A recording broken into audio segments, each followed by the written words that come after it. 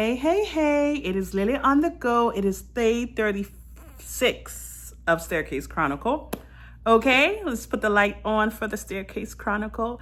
It is Tuesday and I am slowly already counting down the end of the week. Even though I'm working, I just feel like I'm gonna have a few days off next week. And I'm just looking forward to it. So it is Tuesday and yes, it is. I finished all my meetings. I had planned to go to the yoga class, but it started raining, even though yoga is not till 5.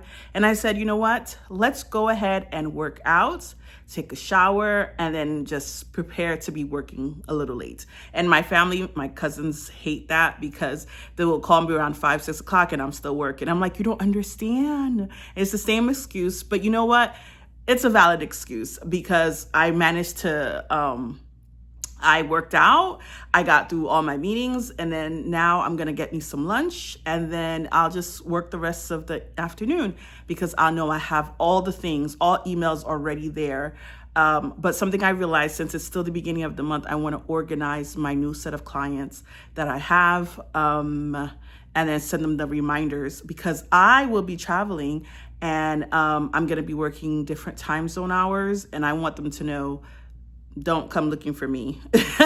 I will come looking for you. It's because I will be flexible on my work hours during that time. So anyways, I got out the shower, and then my brother, he was like, oh, isn't today the day Lily resurrected? I'm like, you know what? I'll leave it to a sibling to always just say crazy things. But and I thought to myself, I was like, no, I was already up awake by the 5th of August. Yeah, I was already up. So in case for people who are new to this channel, I talk about a lot of different things, but right now we're just kind of doing Staircase Chronicle where I just talk about whatever in my day.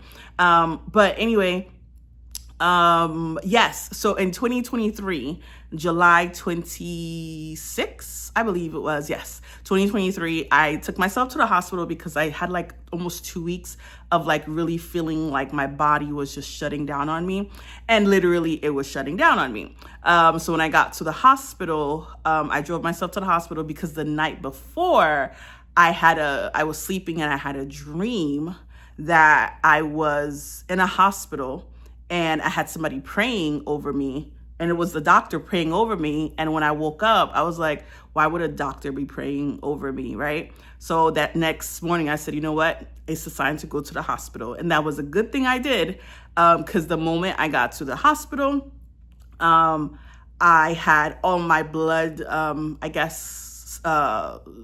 my blood system was pretty much dried up. Not really dried up. It was pretty much eating itself. So like my hemoglobin, whatever it is, was down. A lot of my like important vital numbers was down, and I needed an immediate blood transfusion, and I needed plasma. So at that time, I heard the doctor was saying like my body was eating, like it couldn't identify good cells or something, so it just was eating everything or something like along those lines. Listen, I cannot remember. I tried to forget this anyway. But anyway, so yeah, I had 2 blood transfusions, and I don't remember when I had the blood transfusions, honestly. I remember being in the emergency room, and that night I remember throwing up, and one of my other cousins were there, and and that was the last person I remember seeing, but all my other cousins that live in Florida all came to see me. And then I'm like, okay, go ahead, go. You guys can go. I should be fine. So I don't remember if I had that blood transfusion that time or if I had it the next day. But either way, I checked in the hospital Monday morning. And I know I went to sleep Monday night. Tuesday, I remember waking up and I was in a room. And I remember seeing my other cousin next to me. And I looked at her and I was just like, I said something to her, and then she got up and then she covered me because I think I was cold. And then another time, like, mind you, all these times I'm going in and out. The other time I remember I was like, oh, my mom's here. And then I saw her, and then she was just laying, she was already asleep. And I literally dozed off. I remember this was Tuesday, and I never woke up. I never consciously woke up till Sunday. So my siblings and my brother and my cousin said I woke up on Saturday, but I don't remember Saturday because the only time I consciously was fully awake was on Sunday. And I remember asking, what day is it? And they said, it's Sunday. And I was like, what happened to the rest of the week? So I missed, like, I was unresponsive for the past, I guess, 4 days. Since Tuesday was consciously when I remembered, but the rest of the days were done. And I remember my brother was like, oh my gosh, my pastor is in Georgia telling everybody I'm in a coma. And I'm like, oh, I guess I was in a coma. Like, I don't know absolutely nothing. The good thing, I think I was still breathing. I know a lot of people were worried about it. And then my brother said, I guess your dream came true because my pastor in Georgia was in Florida and he stopped by and he did pray for me. And I was just like, what? And it was so strange because when I also got up, this is something I didn't realize till after the fact. When I woke up and then I asked for my phone, I was like playing with my phone. I couldn't, like, my brain could not like process how to get my phone to work. And then I was putting in the numbers and it wouldn't work. And I was upset. And let me tell you, I was upset. And I remember my cousin was watching me and my brother was watching me because I was like putting in the numbers. And I'm like, why? Did you guys change my password? Like my passcode? And I was just like so frustrated. Mind you, guys, I've been unconscious for 4 days. Okay? So I don't even know what was happening around me. Nothing. Like when I tell you nothing, I don't even know if I was breathing, nothing. So when I woke up, I was trying to like regain. I'm like, why isn't this working? Why am I still bleeding? Why is this? Like, I was the worst. And I remember my brother and my cousin just sitting there, and I appreciate their patience because I didn't know what was going on, but they were concerned that I had like a brain issue or like the blood got through my brain. And that's why I had to learn how to, like, I had trouble speaking when I spoke. I just had trouble speaking, and I kept biting my mouth, my tongue, and my whole mouth actually when I was trying to speak. When I talk, I would like completely forget what I'm talking about, and I would just sit there. And it's weird because it's like you saw people watching you, and I would like, why are y'all looking at me like that? But I didn't know they were monitoring my behavior because I needed to slowly come back to, I guess, my full self again. And then I had to learn how to walk because I was in a hospital bed for like almost 2 weeks. So, little by little, we went to walk. Little by little, I had to learn how to pee and take care of myself and clean myself. And then after 2 full weeks being inside that damn hospital, I was let go. Let to go home. So I was home by I was home by August 7th. But I was awake July 30th. So, my brother was like, oh, this is the day you resurrected. I'm just laughing because it's like, but let's say it's like 2 full years now. And, it's truly a blessing because, when I realized like I was laying there and, like really upset with, why am I in this hospital? Why am I in the hospital bed? Why am I bleeding? Why are you people putting stuff? I had this thing in my throat, literally. That's where they were pumping plasma inside of me every day, like a lot of plasma. And then also the blood transfusions I don't remember when I got them, but I got 2. And I think they were giving me a 3rd one. And I think that's probably where my body was like, she's done. And that's why they just only managed to get the 2 in. But even after after leaving the hospital, my insurance, healthcare, the doctor who was seeing me, he told me I need to get this treatment, just in these infusions. And the insurance gave me almost 2 weeks waiting because they did not want to approve the infusions that the doctor recommended. So they gave me, I guess, a bootleg version.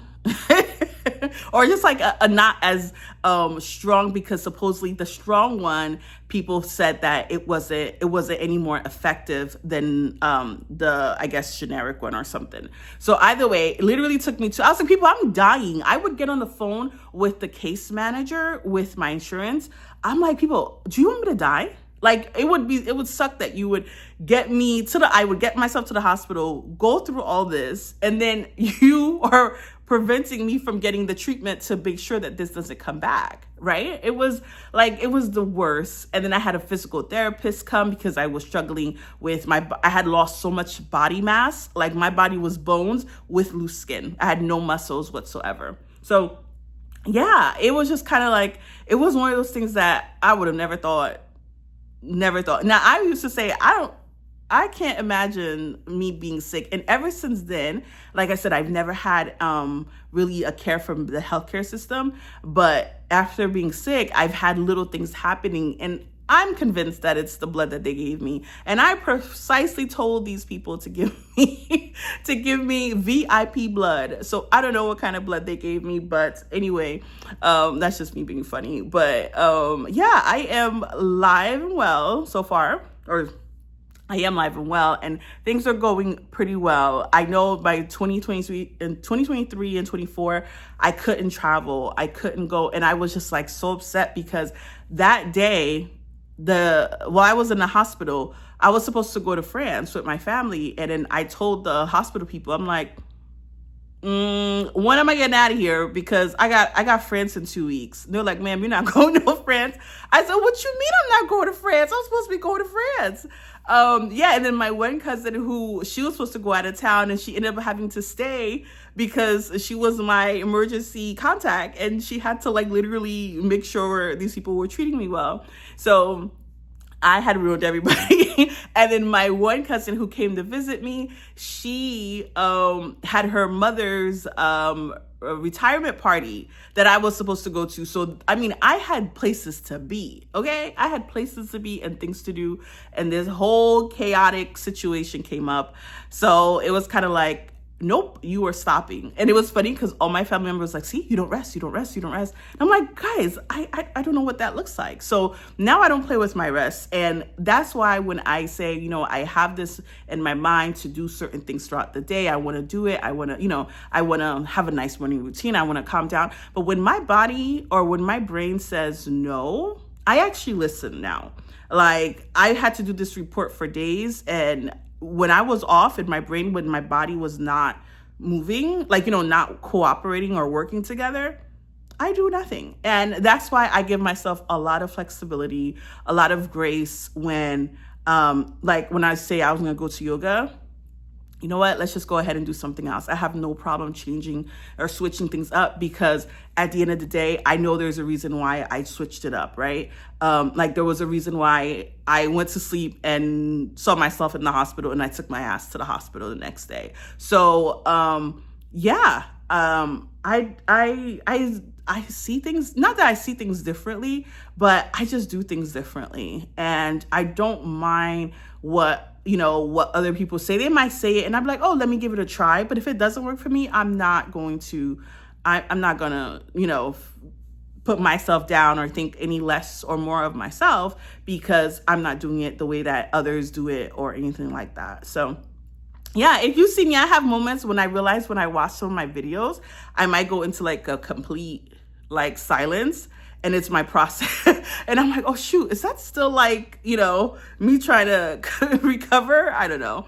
But I'm just happy to, be alive, of course, and getting a chance to live a different way, because it's not something that you think about, being sick and being sick to the extreme that you're like not even awake and missing days out of it, missing days unconsciously. But it's like one of those things that happen. You like, you don't say. You don't say. And yeah, I don't play with my life, and I don't play with my life with people that I'm around. I don't take people for granted. I try definitely not take people for granted. Yes, I might complain about work and life like that, but I still take the experience because, hey, I could have not been here, right? So Anywho, I'll keep this video short. So yeah, this is my staircase chronicle, just kind of bringing back to 2023. And so much has happened the past 2 years. And last year I was in Italy. Oh my gosh, I was preparing for my first international trip back, and it was a trip with my cousin, and that was her dream to go to Greece. And I said, all right, let's go. And yeah, we were in Italy and Greece, and it was a beautiful, beautiful trip. And other things happened behind after that. And I was like, wow, the year was good. So everything happens for a reason. And it is truly a blessing when you realize things change and you just take it in. Like, you just take it in. Unfortunately, you just have no control over anything, but you do what you can and you enjoy it regardless, because it's only your life to live, because nobody else is going to live it for you. So when you're stressed and you are overwhelmed and you change it up, just talk to God and tell God, this is where I'm at, and he will definitely let you know, or at least put things in your path to show you where your next step is. So that's my TED Talk for today. Have a great day, everybody. Bye.